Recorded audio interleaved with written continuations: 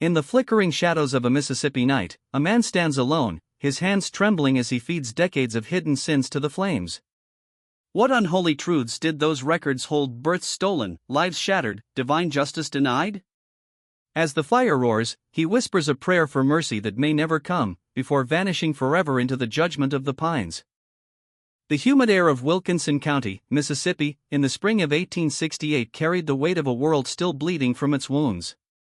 The Civil War had clawed its way through the South like a vengeful angel, leaving behind fields choked with weeds, barns reduced to charred skeletons, and men with eyes hollowed by memories of Shiloh and Gettysburg. Reconstruction loomed like a reluctant dawn, promising freedom but delivering only the bitter taste of uncertainty. Sharecroppers bent under the sun, their backs scarred from whips now replaced by the invisible chains of debt and desperation. In this fractured landscape, Bellwood Estate stood as a crumbling monument to a dying era, a sprawling 2,000-acre domain once thriving on cotton picked by bloodied hands, now gasping for life under the indifferent gaze of heaven. Colonel Marcus Bellwood, the estate's weary patriarch, had returned from the war a shadow of himself. His left arm, lost to a Confederate surgeon's hasty blade amid the screams of Antietam, hung as an empty sleeve, a constant reminder of glory turned to ash. His wife, Eliza, had succumbed to yellow fever in '63 while he marched, her grave now overgrown with kudzu vines that seemed to strangle the very soil. Their sons, young and fervent, had perished in the mud of Shiloh, their bodies buried in unmarked pits where no mother's tears could reach. Creditors hovered like crows over carrion, pecking at what remained of his fortune. The grand manor house, with its towering white columns etched by time and neglect, peeled under the relentless sun, its verandas sagging like the shoulders of a defeated man. Inside, dust motes danced in slivers of light filtering through cracked shutters, and the air smelled of mildew and forgotten opulence, faded silk curtains, tarnished silver, and the faint, lingering scent of pipe tobacco from evenings long past. The former slave quarters, rechristened workers' cabins in the hollow rhetoric of freedom, dotted the periphery like weathered sentinels. Wooden planks creaked underfoot, roofs patched with scavenged tin that rattled in the wind. Inside, families huddled around meager hearths, the flicker of oil lamps casting elongated shadows on walls papered with old newspapers proclaiming emancipation. Yet liberty felt like a cruel jest. Many stayed not from choice, but because the roads beyond led to vigilante shadows and lands owned by the same faces that once held the lash. The pine forests encircling the estate whispered secrets in the breeze, their needles carpeting the ground like a shroud, hiding paths that could swallow a man whole. At the heart of this decaying kingdom reigned Nathaniel Gisham, the overseer whose name evoked a chill even in the sweltering heat. Hired in 1845 at the tender age of 29, he had aged into a figure of unyielding authority, his 52 years etched into a face like weathered oak, sharp cheekbones, eyes the color of storm clouds, and a mouth set in a perpetual line of judgment. Tall and lean, his frame moved with the deliberate grace of a predator, clad in faded linen shirts and boots caked with the red clay of Mississippi earth.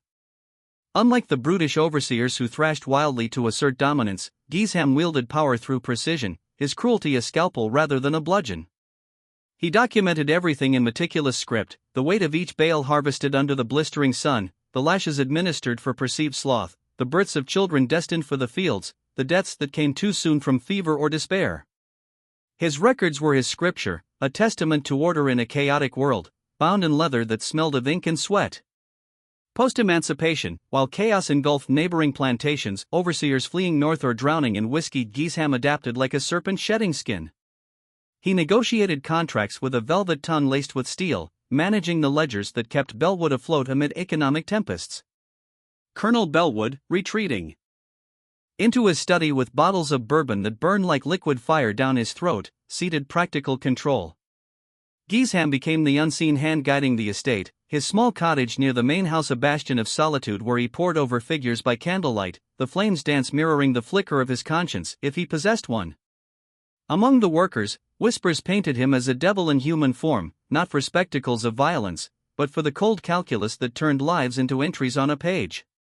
He sees your soul in them numbers, they'd murmur in the dim glow of evening fires, the crackle of wood echoing like distant thunder. Yet beneath this facade, cracks began to form in the weeks before that fateful April day, as if the weight of his documented sins pressed upon him like the judgment of Revelation, where every deed is laid bare before the throne. Ruth Vance, the estate's elder oracle, embodied the enduring spirit of those who had survived the unimaginable. Born in 1801 under the shadow of Bellwood's oaks, she had entered the world amid the cries of labor in a dirt-floored cabin, her tiny form wrapped in rags that smelled of earth and toil. Now 67, her body twisted by arthritis like ancient roots, she moved with a deliberate shuffle, her gnarled hands clutching a worn Bible whose pages were thumbed to tatters. Her skin, dark as polished mahogany, bore the faint scars of old whippings, but her eyes burned with a fire that time could not extinguish, sharp, knowing, laced with the wisdom of one who had witnessed the auction block's horrors, families rent asunder like torn cloth. She no longer bent in the fields, instead, she tended the kitchen gardens, her fingers coaxing life from soil that had drunk too much blood. Herbs grew under her care, rosemary for remembrance, sage for cleansing sins, and she brewed teas that soothed bodies while her words pierced souls. Ruth spoke in rhythms drawn from spirituals sung in secret meetings under moonlit pines, her voice a gravelly hymn carrying echoes of biblical prophets. "The Lord keeps his own ledger," she'd intone, her gaze distant as if peering into eternity. "And no fire on earth can burn it away." Workers respected her, feared her tongue that could lash sharper than any whip, and heeded her warnings, for Ruth had foreseen storms, fevers, and the war's end long before riders brought the news. In her, the spiritual undercurrent of Bellwood pulsed strongest, a reminder that divine justice hovered like a storm cloud, ready to unleash retribution on the unrepentant. Thomas Hicks, a freedman in his mid-30s, stood as a bridge between old chains and tentative freedom. Broad-shouldered from years hammering nails and hewing timber, his hands callous like leather, he carried the quiet strength of one who had learned survival's art. Secretly literate, taught by a Union soldier during the occupation, lessons scribbled on bark under starlight, he dreamed of land ownership, a plot where his sweat yielded fruit for his own table.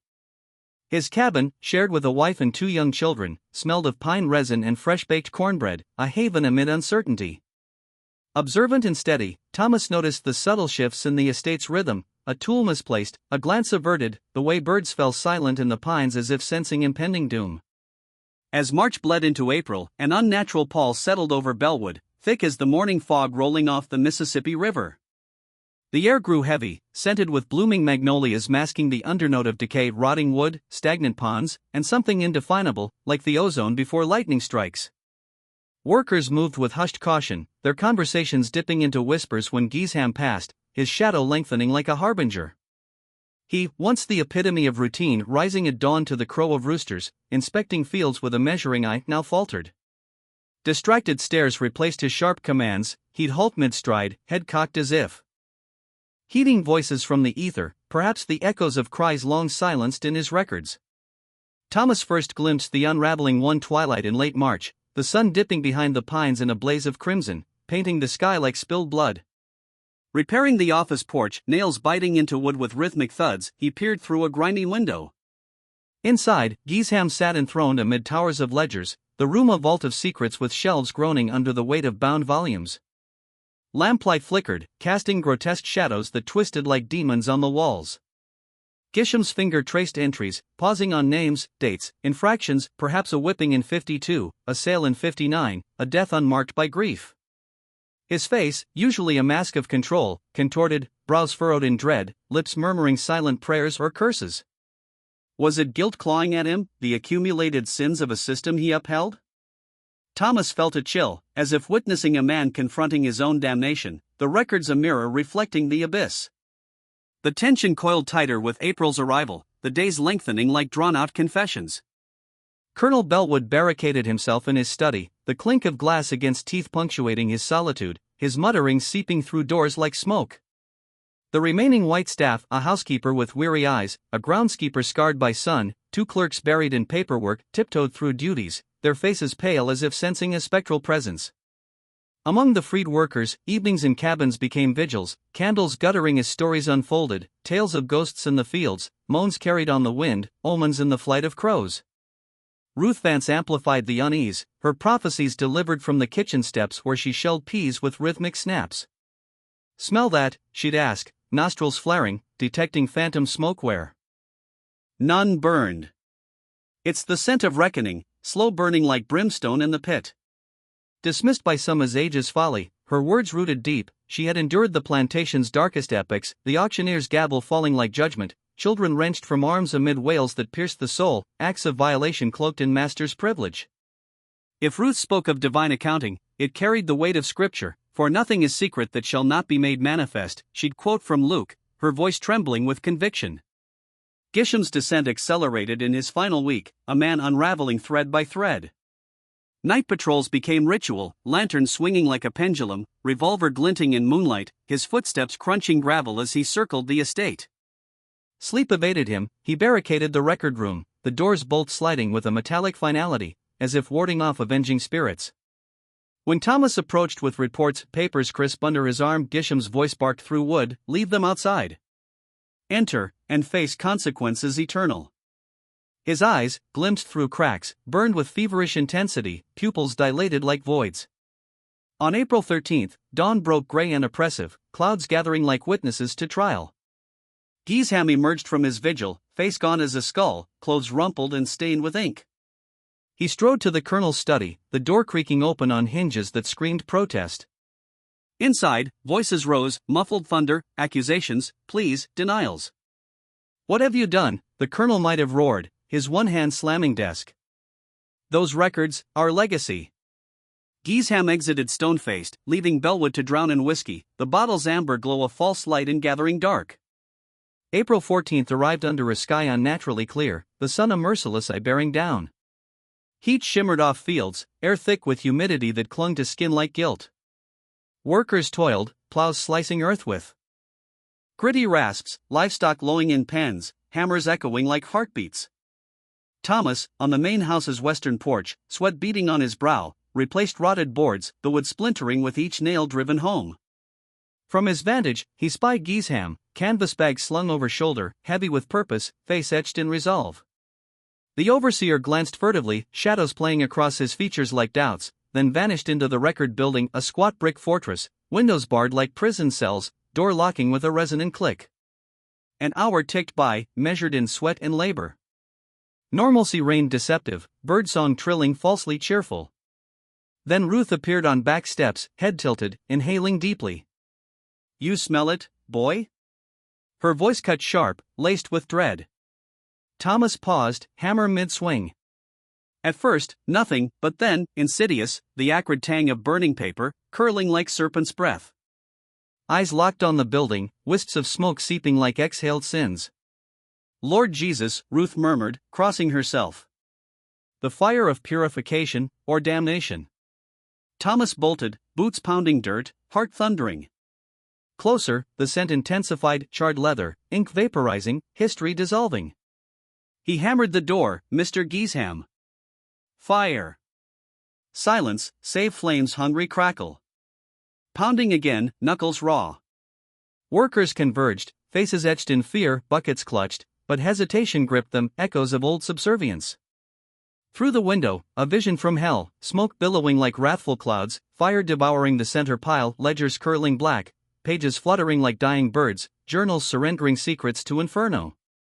Gisham stood cornered, silhouette against blaze, holding a final volume. Not fleeing, but transfixed, face alight with eerie peace amid terror. "Out!" Thomas bellowed, palm slapping glass. Their eyes met Gisham's wild, haunted, a soul-glimpsing abyss. He mouthed words lost to roar, "Perhaps forgive me, or it's done." The book fed to flames, he melted into smoke, back door perhaps his escape, into pines where judgment awaited. Chaos erupted, timber rammed door, wood splintering like bones. Heat blasted forth, acrid and searing, driving them back. Inside, apocalypse, flames leaping, walls blistering, records reduced to ash, as if divine hand erased man's transgressions. Yet sins linger, Ruth would say, etched in heaven's book, awaiting final reckoning. As smoke plumed skyward, a pillar like biblical signals, Gisham vanished, swallowed by forests where whispers of guilt echoed eternal. What horrors hid in those pages? Atrocities veiled as routine, floggings tallied like crops, rapes unspoken, souls bartered for profit. Perhaps entries of children sold, mothers' pleas ignored, deaths from overwork labeled natural. Or darker, experiments in cruelty, alliances with night riders, pacts defying God's law. In the aftermath, authorities probed, sheriffs in dusty coats, questions met with sealed lips, eyes averted like sinners at confessional. Workers spoke in riddles, Ruth prophesying, the overseer burned his earthly chains, but the Almighty's fire burns hotter. Thomas, haunted by that gaze, pondered redemption's price.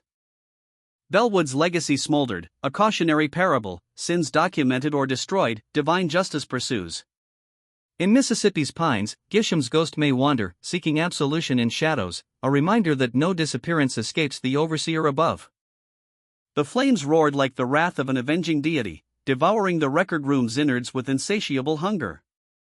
Heat shimmered in waves, distorting the air like a mirage of hellfire, while acrid smoke clawed at throats and stung eyes, carrying the bitter tang of charred leather and ink vaporized into oblivion. Workers, their faces smudged with soot and etched in bewilderment, shouted into the inferno, "Gisham! Mr. Gisham, you in there?" Their voices cracking against the fire's thunderous symphony, a cacophony of pops and hisses as wooden shelves buckled and collapsed in fiery surrender. No human cry pierced the blaze, only the relentless consumption of paper souls, decades of meticulously inked lives reduced to swirling embers that danced upward like freed spirits ascending to judgment. Ruth Vance stood apart, her frail form silhouetted against the chaos, her gnarled fingers clutching the worn cross at her neck, a simple wooden talisman carved from a fallen oak, symbol of faith forged in suffering. Her eyes, sharp as a prophet's gaze, scanned not the burning building but the tree-line beyond, where pines and oaks intertwine like ancient guardians of secrets. "He ain't trapped in that fire," she called, her voice cutting through the din like a biblical proclamation, laced with the gravelly timbre of one who had sung spirituals under slave moons. "Look yonder, the devil's talking his due." Heads turned, eyes squinting through the haze.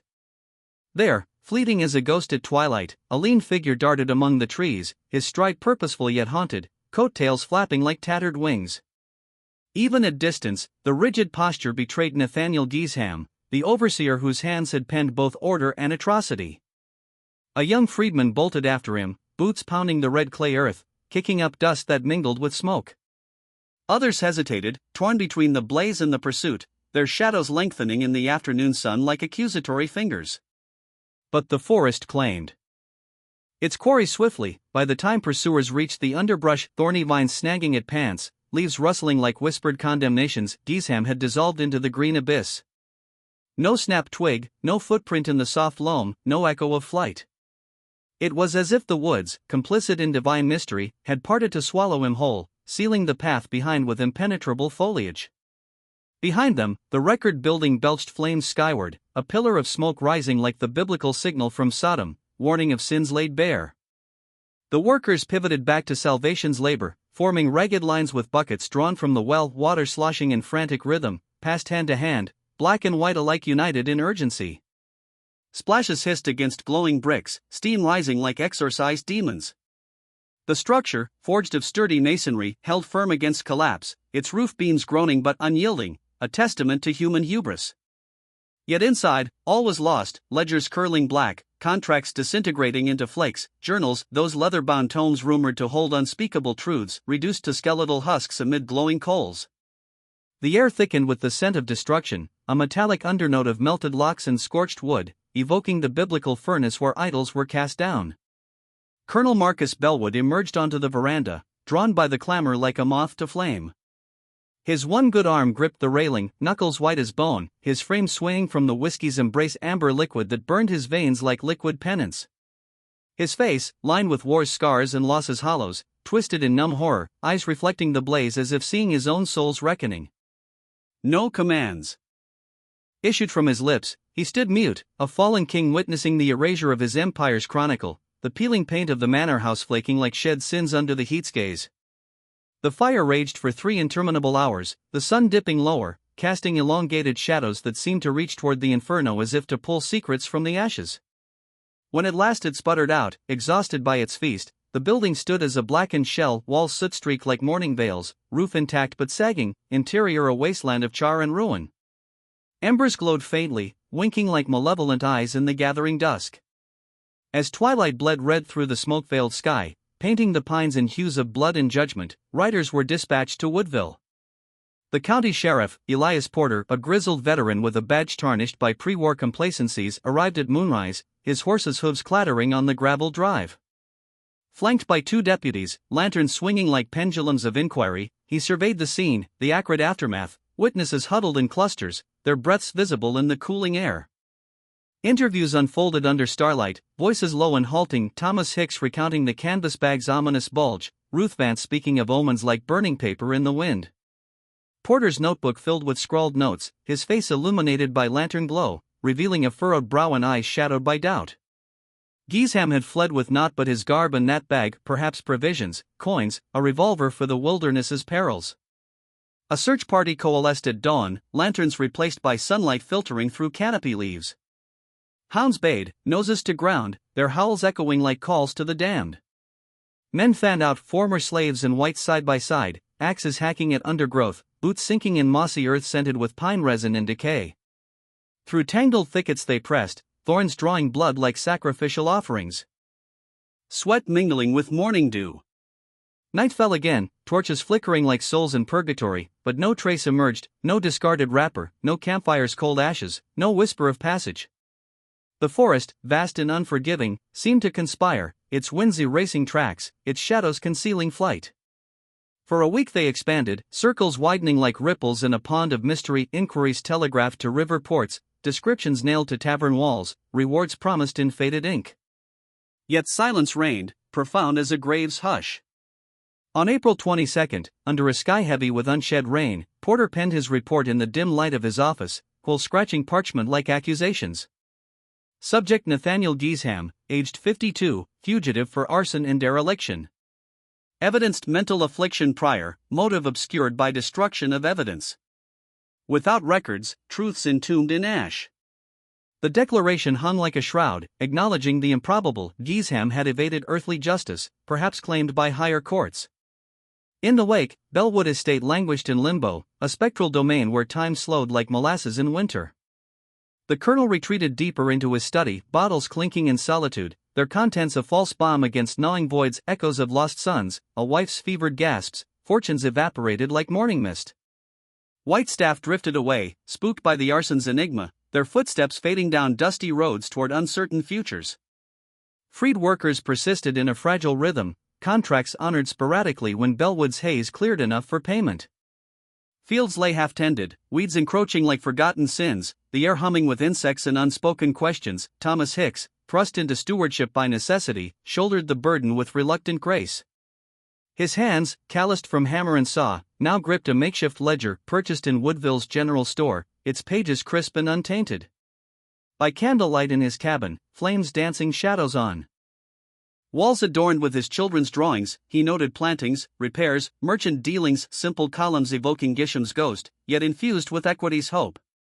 The weight pressed, a mantle of authority he neither sought nor savored, but abandonment meant ruin for all. Ruth Vance emerged as memory's sentinel, her kitchen garden a sanctuary where herbs bloomed amid tales. Seated on a weathered stump, Bible open on her lap, pages yellowed like aged skin, verses underlined in faded charcoal, she wove narratives from the ashes.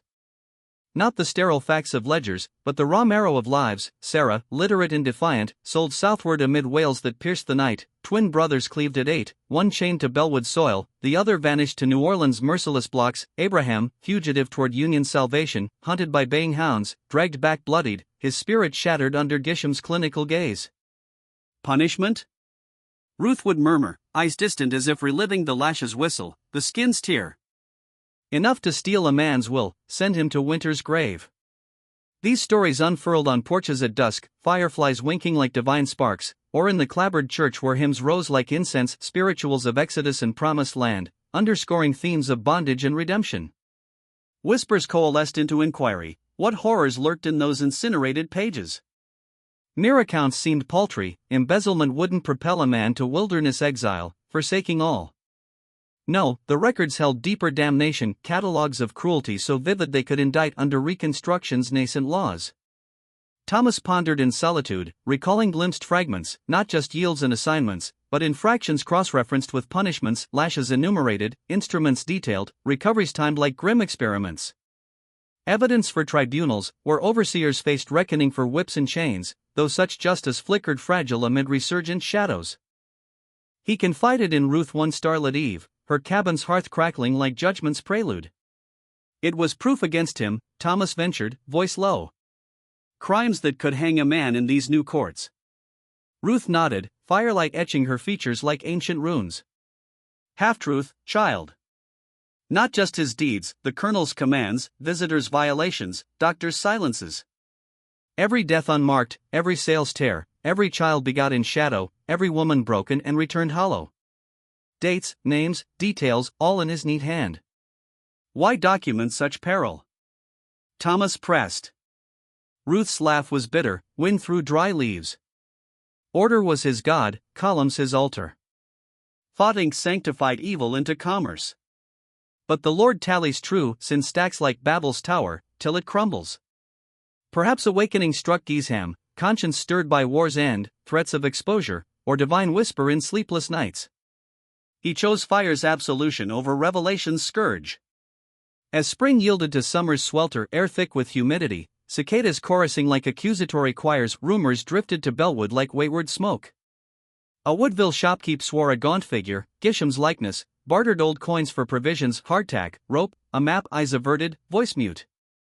A Franklin County farmer spied a camp deep in woods, embers glowing, but approach yielded flight, branches snapping like fleeing guilt. A riverboat captain recalled ferrying a silent passenger across the Mississippi's muddy expanse, into Louisiana's bayous where shadows reigned eternal. Leads evaporated like dew under sun, perhaps phantoms born of expectation, or shields for a fugitive's kin.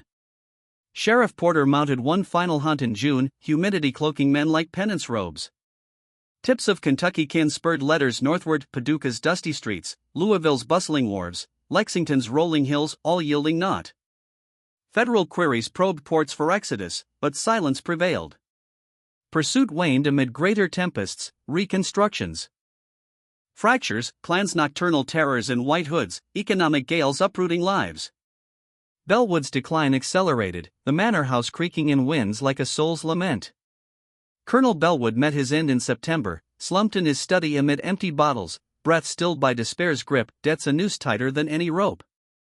The estate entangled in legal webs, workers scattered northward or to neighboring fields, cabins emptying like forsaken tombs. Vines claimed walls, kudzu strangling columns, nature's reclamation a slow, verdant judgment. Yet the enigma deepened, as if scripted by Providence. Thomas Hicks, resettled in Natchez, hammer echoing in renovation's rhythm, overheard fragments in March 1869. Laboring in a merchant's hall, walls thin as veils, he caught lawyers' murmurs through cracked doors, Bellwood's case is buried, without records, nothing. Gisham ensured that.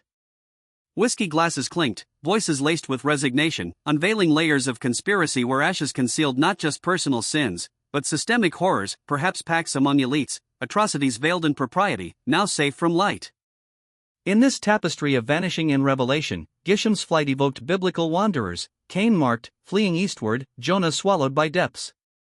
His erasure invited reflection on guilt's burden, redemption's elusiveness, justice's divine scale.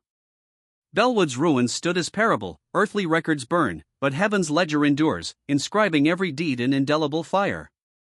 The eavesdropped words hung in the air like a noose tightening, the lawyers' voices laced with the smoky bite of whiskey and the sharp tang of conspiracy. Convenient timing, one drawled, his tone dry as parched Mississippi soil. 3 weeks before depositions, someone must have whispered in his ear. Thomas Hicks froze in the hallway, hammer poised mid-swing, the wood's grain rough under his calloused palm, heart pounding like a war drum echoing from Shiloh's ghosts.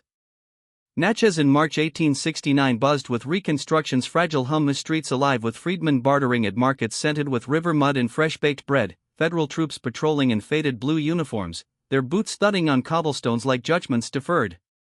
Yet beneath this veneer of progress lurked shadows of the old order, tendrils of influence snaking through drawing rooms and courtrooms, preserving sins in silence. Thomas's mind reeled, fragments of Bellwood's inferno flashing, flames devouring ledgers like voracious beasts, Gisham's haunted gaze through smoke-veiled glass, the canvas bag slung over his shoulder like a burden of unspoken curses. He had presumed the fire stemmed from personal torment, a soul's solitary reckoning with documented atrocities. But this, depositions, tipped warnings, unveiled a web spun by powerful hands, a calculated erasure to shield empires built on broken backs. As the lawyers departed, their footsteps fading on polished floors that gleamed under gaslight chandeliers, Thomas sought the one named Harrison, a lanky attorney with wire-rimmed spectacles and a reputation for tilting at southern windmills, his office cluttered with yellowed case files and the faint odor of pipe tobacco mingling with ink. Hesitation marked Harrison's initial response, his eyes narrowing behind lenses fogged by suspicion, but Thomas's articulate demeanor, honed by secret lessons under Union stars, and evident thirst for truth softened the barrier.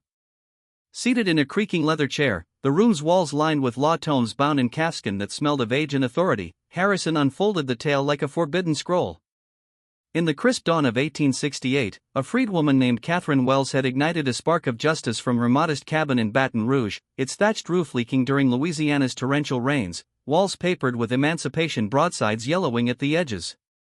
Enslaved at Bellwood until 1862, she had been bartered southward in a transaction she deemed not merely cruel but unlawful, a severance from kin amid wails that pierced the humid night, her chains clanking like accusatory bells. Catherine's suit targeted Bellwood and kindred estates, a civil claim weaving threads of dates, sales, and brutalities into a tapestry of accountability. Her evidence? Testimonies scarred by memory, but anchored in the precise notations of plantation records, births unregistered, punishments meted with clinical detachment, transactions inked as if human lives were mere commodities. Federal eyes watched keenly, attorneys in starched collars poring over precedents and Washington offices lit by whale oil lamps, envisioning this as a keystone case. Success could unleash a floodgate, hundreds of suits cascading across the South like biblical plagues, demanding reparations for lashes that drew blood, families rent asunder, violations cloaked in master's privilege. Subpoenas loomed for May, quills scratching demands for ledgers from Bellwood's vault, the air thick with the scent of sealing wax and impending storm. Yet secrecy shrouded the proceedings, a veil to safeguard witnesses from midnight riders and whispered threats. Somehow, the veil tore, word slithered to Gisham, perhaps via couriers on sweat-lathered horses, their saddlebags heavy with warnings. On April 14, 3 weeks shy of revelation, he kindled the blaze, flames roaring like the furnace of Daniel, consuming evidence that could indict not one man, but a syndicate of souls. What of Catherine? Thomas pressed, his voice steady despite the chill coiling in his gut, the room's shadows lengthening as afternoon sun slanted through lace curtains. Harrison's face darkened, lines etching deeper like cracks in a facade of justice. Her case crumbled without those pages, testimony alone, from a black woman against white legacies? Dismissed in June, like dust scattered by wind. And Catherine herself? Consumption, they claimed, in December. But she stood robust in March, voice firm as she recounted horrors. Infer what you will, poison in tea, a midnight visit, the South's subtle arts of silencing. The revelation struck Thomas like a lash from the past, a cold weight settling in his chest like river silt after flood. Gisham's act transcended personal flight, it fortified ramparts of impunity, torching bridges to redress for systemic sins. Slavery's brutality he knew intimately, the whip's whistle slicing air, the auction block's stench of fear and sweat, chains biting flesh like serpents of Eden. But this? A orchestrated obliteration, history scrubbed clean to favor the scribes of power. Obsession took root, tendrils wrapping his thoughts like kudzu claiming forsaken fields. Weekends blurred into quests, savings dwindled on riverboat fares and dusty trails, his boots caked with red clay as he queried freedmen communities in Natchez' underbelly, taverns hazy with pipe smoke, churches where hymns rose like pleas for divine intervention. Whispers unveiled intimidation's net, nocturnal visitors in hooded cloaks, their horses snorting steam in moonlit yards, a witness's home engulfed in flames that lit the night sky like a sacrificial pyre, another beaten blind in one eye, his cries muffled by burlap. At the nexus? A sentinel alerting Gisham, preserving the unholy archive from light. Thomas tracked former Bellwood bonds, Joshua, a stooped elder with hands gnarled from field toil, his cabin scented with herbs boiling on a wood stove, Violet, sharp-eyed and wary, her fingers twisting a rosary of wooden beads as she spoke in hushed tones. Joshua recalled shadowed guests in late March, well-heeled whites arriving in a carriage gleaming under lantern light, wheels crunching gravel like grinding bones. They sequestered with Gisham in the record room, hours stretching into night, emerging with faces grave as undertakers. After that, he turned ghost-like, Joshua murmured, firelight flickering on his scarred cheeks. Violet added hues to the canvas, a woman, poised and probing, visited weeks prior, Catherine's advocate, perhaps, conversing with Ruth Vance amid garden rows where sage bloomed for purification. She stirred the pot, Violet said, her voice a whisper carrying spiritual weight, questions like arrows piercing veils. Timeline coalesced in Thomas's mind, the lawyer's reconnaissance rippling warnings to potentates, planters in silk vests, politicians with gold pocket watches ticking like countdowns to doom. Directives issued, safeguard the records, fabricate loss. Yet Gisham defied, perhaps in a crucible of conscience, flames not concealment but annihilation, his vigil amid the blaze of penitential rite, watching sins ascend in smoke like offerings rejected by heaven. This alternate vision haunted Thomas Gisham, architect of order, fractured by revelation, ledgers reread under flickering oil lamps, pages turning with the rustle of judgment's scrolls. What if guilt's flood overwhelmed, transforming obedience to rebellion? A tragic redemption, fire as baptism purging evil's ink. Through autumn 1869, leaves falling like discarded alibis, Thomas's pursuit deepened, weekends dissolving into pilgrimages across southern realms, Mississippi's pine-scented backroads, Louisiana's bayou mists where Spanish moss dangled like spectral veils. He sought not vengeance, but comprehension, to confront the overseer, unravel the why, perhaps deliver him to earthly courts or divine mercy. October yielded a glimmer, in Tensaw Parish, amid cotton fields stretching like white shrouds under harvest moon, a sharecropper, face weathered as cracked earth, spoke of a transient laborer near Lake St. Joseph. Lean, silent, hands quivering like aspen leaves in wind, he mended barns with precision echoing Gisham's meticulous script. Thomas journeyed, riverboat chugging against currents brown as regret, then trudging footpaths flanked by cypress knees rising like unearthed bones. The farm sprawled isolated, air heavy with swamp humidity and the low buzz of insects, owner Arsene a Creole with sun-baked skin and suspicious squint.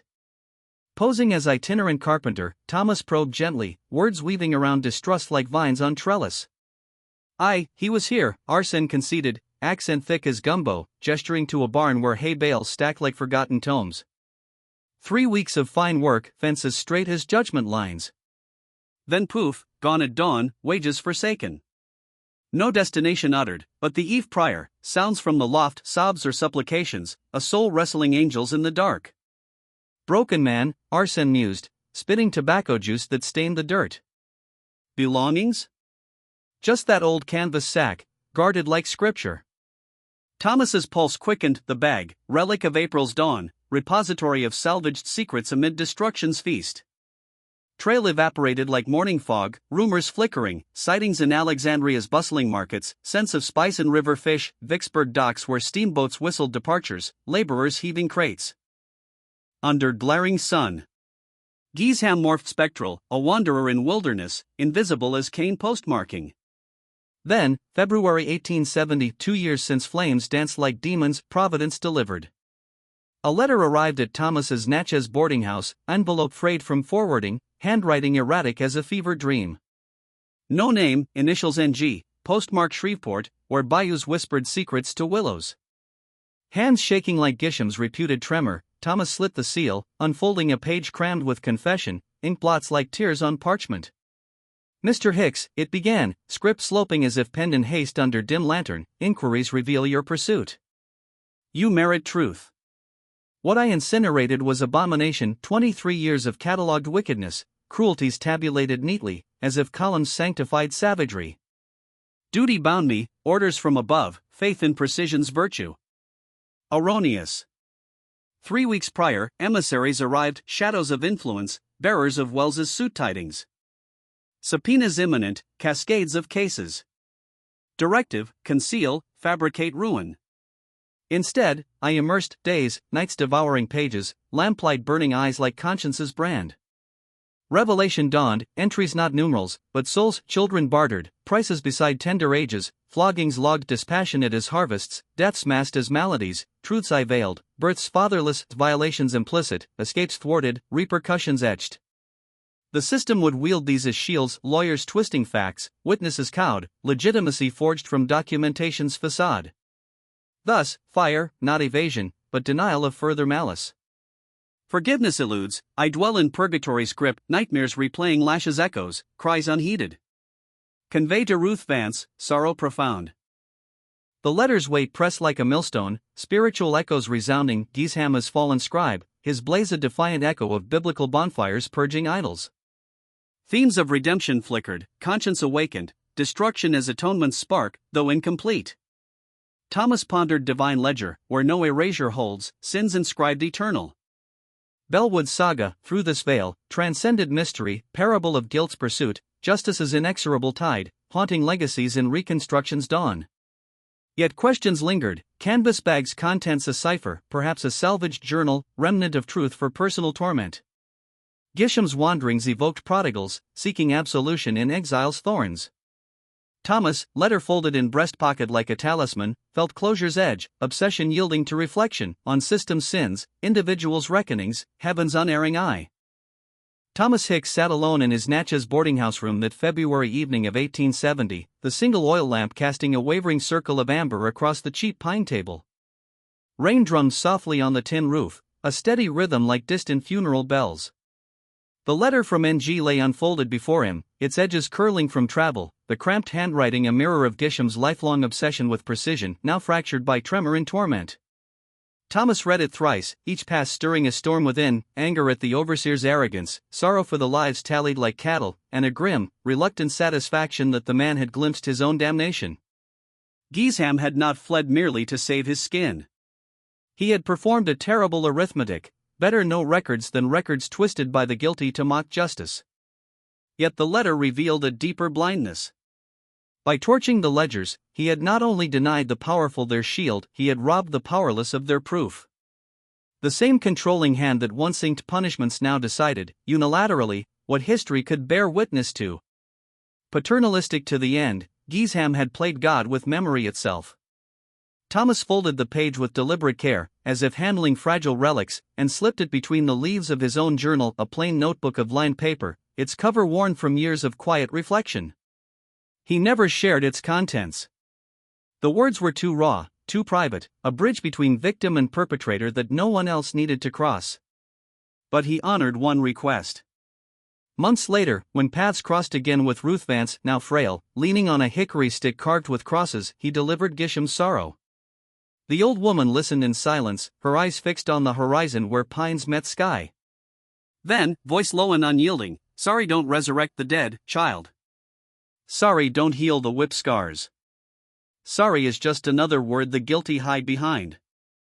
In April 1870, 2 years to the day since flames had roared through Bellwood's record room, Thomas made his pilgrimage back. Word had reached Natchez that the estate's legal knots, Colonel Bellwood's mountain of debts, had finally unraveled. The property stood poised for auction, soon to pass into stranger hands. Before that final severance, Thomas needed to stand once more amid the ruins, to measure how deeply time and nature had gnawed at the place that had shaped so much pain. The journey from Natchez consumed the day, riverboat churning brown water, then wagon rattling over rutted roads, the air thickening with pine resin and damp earth. Late afternoon sun slanted low when he arrived, painting the overgrown fields in hues of molten gold and long shadow. The grand manor house loomed skeletal, windows shattered or boarded, white columns streaked black with mildew, paint peeling in long, curling ribbons like shed skin. Verandas sagged under vines, the once manicured lawn had surrendered to waist-high weeds and wild blackberry brambles that tore at his trousers. Worker cabins lay in heaps of collapsed timber, roofs caved, chimneys toppled like broken promises. The cotton fields, once endless rows of white gold under brutal sun, now sprouted saplings and thistle, nature's slow, indifferent reclamation. The record building endured, defiant in its scorched solitude. Brick walls, blackened as if kissed by hellfire, stood firm, the roof, though sagging, had not fallen. The heavy oak door, splintered by battering ram in 1868, had vanished, likely carted off by scavengers for firewood or fence posts. The interior gaped open, exposed to rain and wind. Thomas hesitated at the threshold, breath shallow, as though crossing into sanctified ground or profaned. He stepped inside. 2 years of weather had softened the devastation. Leaves blown through the missing door formed a brittle carpet, mingled with dirt, twigs, bird droppings. Charred stubs marked where shelves once groaned under ledgers, iron brackets twisted from heat clung to walls like skeletal fingers. The faint smell of old smoke lingered beneath layers of mold and wet earth, a ghostly perfume that caught in the throat.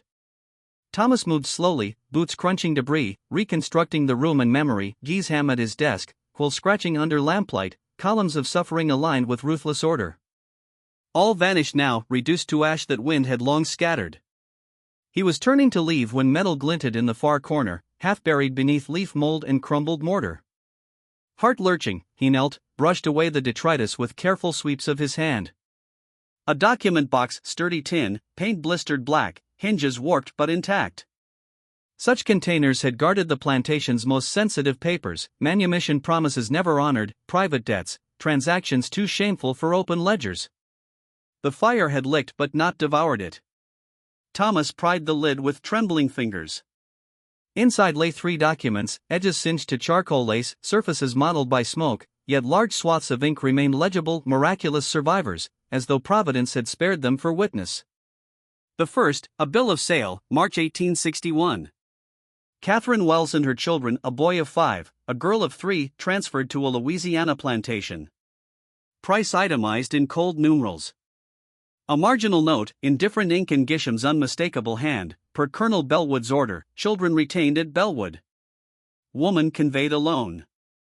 Informed purchaser children perished of fever. The lie, inked and preserved, a theft of motherhood more cruel than any lash. The second, a doctor's ledger, 1857 to 1859. Columns of treatments, births, deaths. Mortality dwarfed natality. Causes listed with clinical brevity: exhaustion from overwork, fever contracted in fields, injuries sustained during correction. One entry seared deepest: infant, approximate 6 months, succumbed to neglect. Mother disciplined for inattention to labor duties. No name, only numbers, yet the cruelty pulsed through the page like a heartbeat. The third, a letter from Colonel Bellwood, 1863, to a fellow planter. Wartime anxieties, veiled strategies for concealing assets should the Confederacy collapse, casual asides on the peculiar institution's precarious future. The language dripped with unrepentant entitlement, human beings reduced to property to be hidden, bartered, preserved. Thomas cradled the papers, scorched edges flaking under his touch. These fragments, partial, wounded, were truth's remnants, stubborn against erasure. Catherine's case had died years earlier, she herself lay in an unmarked grave. Yet here was evidence, fragile but undeniable. He stood motionless in the ruined room as twilight deepened, weighing conscience against silence. He chose preservation.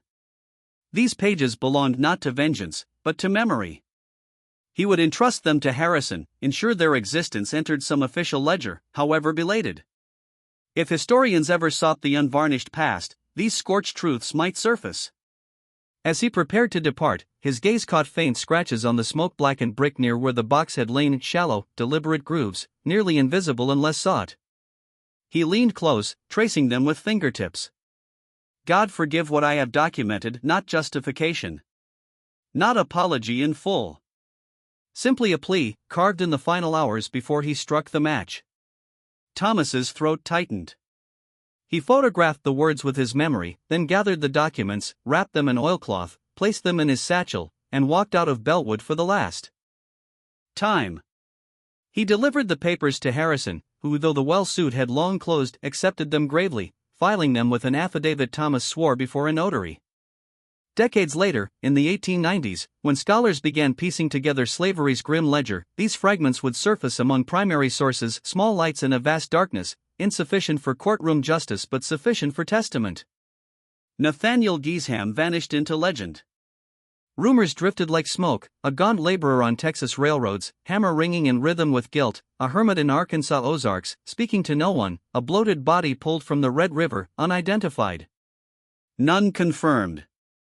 Thomas preferred to imagine him wandering still, canvas bag at his side, perhaps holding a final, salvaged page, pursued not by sheriffs but by memory's relentless hounds. A living penance, to carry what he could not burn. Ruth Vance endured until 1876, passing at 75. She never uttered Gisham's name after the apology reached her, but her stories flowed on oral tapestries no fire could consume. At her funeral, over 200 gathered beneath white oaks, freedmen and women from distant counties, singing spirituals that rose like incense.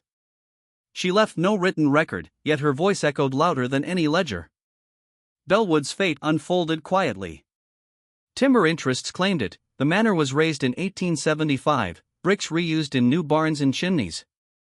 Forests reclaimed the fields.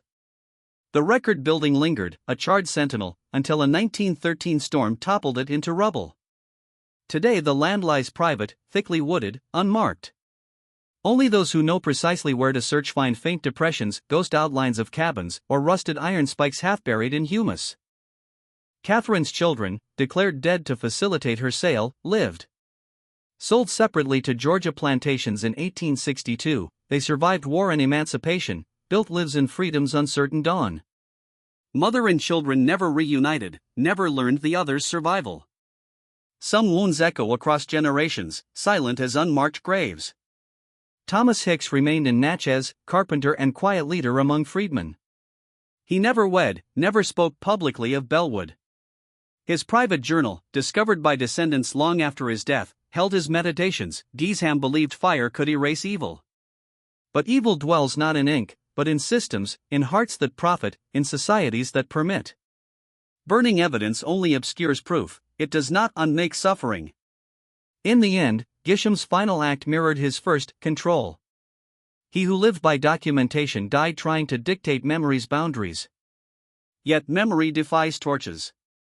Testimony endures in scarred flesh, in whispered stories, in the carved plea on blackened brick.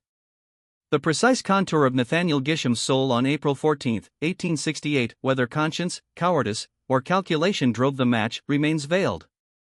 We hold his letter, the scorched survivors, Ruth's unyielding voice. But the innermost truth, the thoughts that swirled as flames rose, belongs to the past alone. Perhaps that is the deepest irony. The man who worshipped precise record-keeping left a mystery insoluble, debated across time, interpreted through shifting lenses. What is certain is this: on a Mississippi spring morning, one man chose annihilation over complicity in further evil. Whether redemption or final arrogance, each heart must judge. The past is never buried. What we burn, what we preserve, shapes not only history's page but eternity's reckoning.